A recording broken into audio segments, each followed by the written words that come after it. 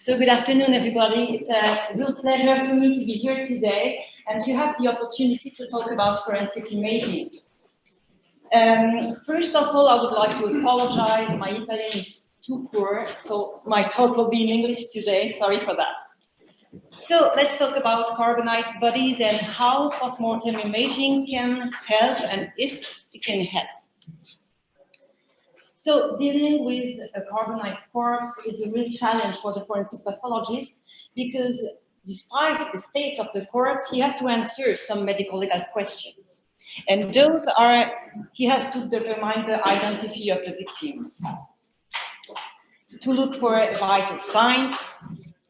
Was the victim still alive or already dead when the fire began? They have to exclude third-party intervention, to look for a potential poisoning or intoxication, and last but not least, to state the cause of death. So how can forensic imaging help? It can help, probably you already know that, in the determination of the identity of the victim. And it can somehow help in not stating the cause of death, but clarify the circumstances of death. Here I show you a 3D reconstruction and an axial view of dental work. And so they can, this kind of material can help us to identify the people. Actually, if you want to make a comparative analysis, you have to have a presumed identity for the patient because you have to compare with antemortem imaging. And otherwise, you won't be able to identify the corpse. Here, for example, you can have that can help for the identification. You can have, for example, osteosynthesis equipment. You can have dental work. You can have, for example, here. I don't know if you see my. Yeah, you see. Here, you see that you have a pacemaker, and sometimes if you have hip prosthesis, for example, it's important to tell the forensic pathologist who will do the autopsy that the material is here, so that probably he wants to remove it and look at the serial number, and he will be able to identify the victim. But postmortem imaging can somehow help in order to answer other questions. And as I told you before, to clarify the circumstances of death. Is there another obvious cause of death other than heat-related injuries? And is there ballistic foreign bodies? So for that purpose, the two main indications for performing postmortem imaging in carbonized corpse are first, the assessment of presence or absence of radio-opaque foreign bodies, and the assessment of traumatic lesions. Because it's really important to be able to do the difference between traumatic lesions and heat-related lesions. So for that purpose, the two most suited imaging techniques are first, the conventional radiography. I must say that in our institute, we don't use it systematically because we are lucky, we have our own CT for postmortem imaging. But sometimes, if you don't have this opportunity, you can use conventional radiography because you have a relatively good visualization of skeletal system with the radiography. So you can document the different fractures. You can detect the presence of radio-opaque foreign bodies, but you can detect the presence of foreign bodies, but you won't be able to localize it in the corpse. Why? Because it's a 2D projection. And when you have to deal with really carbonized corpse, which are really fragile, actually you have to manipulate the corpse as less as possible, otherwise it will fall apart. So that's why we achieve just one incident, and it's a 2D projection, so you won't be able to localize the foreign body. And so for the identification, I told you before. Here, it was the corpse arriving in our institute a day our CT scanner was out of order. So we decided to do some conventional radiography. And here, it's pretty obvious. You can nicely see the mastoid bone fracture, for example. The rest of the corpse, so here you can see an upper limb amputation. You can see rib fractures, and you can already detect the presence of radiopaque foreign body. The lower part of the corpse was even more difficult to interpret. Well, you can see that you have a front arm amputation, that you can have the huge displaced fracture of the femoral bone. You have a lot of foreign bodies projections, all the white spots that you see here, all that are foreign bodies. And you see that there's probably an amputation of the lower limb, because you see here a part of the tibial and the fibular bone, and some tooth here.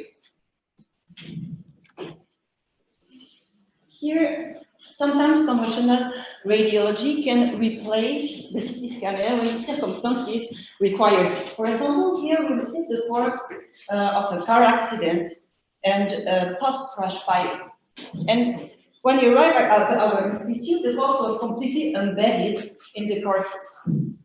So we tried to make the CT, we put in the CT table, and because of the presence of the car seat and the positions of the legs, preventing us to image the lower part of the corpse. But we tried anyway. And that's what we obtained. So here I'll show you a frontal and a lateral view of the scout view of the CT. And you see how it is very difficult to interpret anything, because you have a lot of projection, you have the car seat that you see really nicely, and you won't be able to have the lower part of the scout. Then let's talk a bit more about computed tomography, because it is definitely the image technique, the most suited image technique, because it allows an appropriate evaluation of the loss of soft tissues.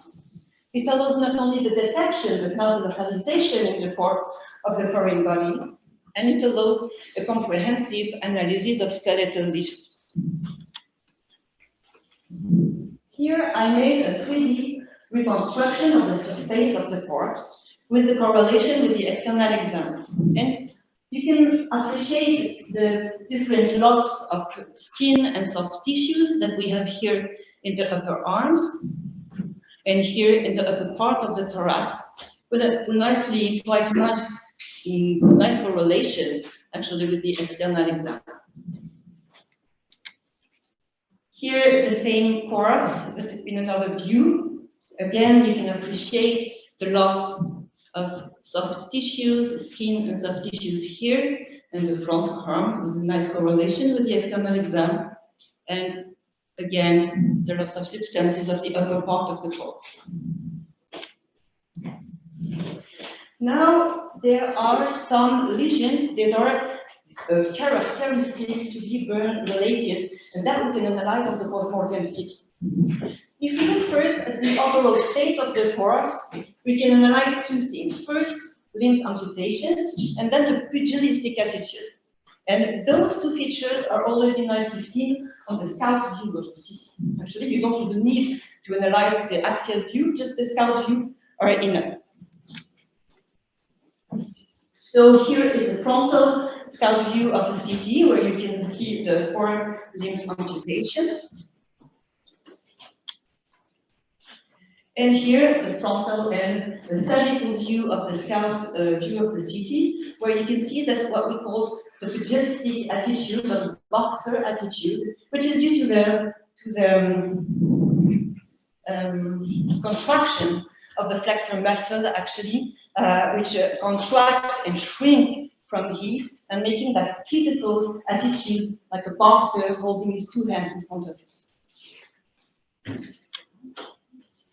Now, if we look more at the different parts of the corpse, if we begin with the head, here I show you an image of severely burned head. So first, what you will have a loss of skin and soft tissues exposing the bone.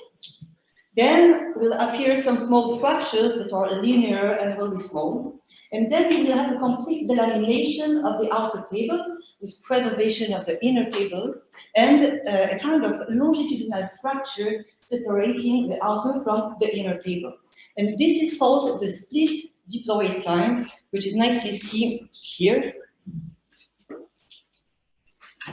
You see here the longitudinal fracture separating the inner from the outer table. On the sagittal view, it's really like this. Now, if we look to the inside of the head, there are some other characteristic burn-related lesions, and the first one is the heat epidural hematoma. The heat epidural hematoma is due to the retraction of dura mater with exudation of blood from the venous sinuses that coagulates finally. And this kind of hematoma is really easy to differentiate from an acute traumatic epidural hematoma because he has a low density. He's crescent in shape, like a subdural hematoma, but crossing the midline, as in the opposite, an acute traumatic epidural hematoma will appear white, lens shape, and complex. So it's really that, the epidural hematoma. This is another example of an epidural heat-related epidural hematoma with a correlation with the autopsy finding. You can see here with the CT, this is this hypodense thing that you see here with the correlation here. Then after, you can have brain herniation. And when you have a tear in the dura mater, and the brain can herniate into that tear in the epidural space, and making that kind of herniation of the brain, looking like a cauliflower appearance. I will show you here. Here, so you have the heat fracture of the skull, you have the epidural hematoma, and here you have the herniated brain with a kind of cauliflower appearance, which is typical of the brain. And I'll show you here the CT scanner with the correlation with the macroscopic view. So here you see the herniated brain with a kind of polylobulated and spiculated margins, and the correlation here with the macroscopic view. Then, in extreme case, you have a complete detachment of the dura mater from the skull, and finally the brain hemisphere retract towards the base of the skull. And here at the CT, it's pretty nicely seen. You see here you have the dura mater, and the brain looks like really small and really in the sagittal view. You see here you have the dura mater, and here you have the brain hemispheres, and they are completely retracted towards the base of the skull. Now, if you look at the fractures of the bone, for example, they have also characteristics that are related to the heat. For example, the amputations of the foot. Here, you have a heat-related amputation, and usually it takes a really characteristic feature, which is called the flute mouthpiece, that you nicely see here in the humeral bone and here on the femoral bone. These are really typical for heat amputations, and they can be differentiated from traumatic amputations. Because with traumatic amputation, usually you still will have some skin of soft tissues around the amputation site, and usually you have kind of really soft and clean margins that you don't have here with the heat amputation. Another really interesting imaging sign is what we call the malted aspect of the bone marrow. This is an aspect which appears on the bones which are in direct contact to the fire. So it can help you or indicate the position of the corpse during the fire, because it really has to be in contact with the fire. And it's a kind of dehydration of the bone marrow with bone marrow elements lost and thin trabecular dust, as the bony thicker trabecula are still intact. And in the CT, it looks like what you see here, a kind of little small bubbles in the bone marrow, and that you can differentiate from a general decomposition of the corpse, because you won't have gas bubbles anywhere in the skeleton. Finally, last characteristic burn-related lesion, probably you perfectly know that you have the opening of the chest and the abdominal cavity. That's what we see here. So you have the heart here, and here the lungs, and here the open cavity. So in conclusion, what we can say about postmortem CT is that it is a valuable add-on in the forensic investigations of burn victims, but cannot replace the external exam. Because if you have a first or second degree burn, you won't be able to see it with the CT scanner or the radiography, and it is not able to replace the autopsy either, because it is unable to answer the two main questions that are determining the cause of death and detecting signs of vitality.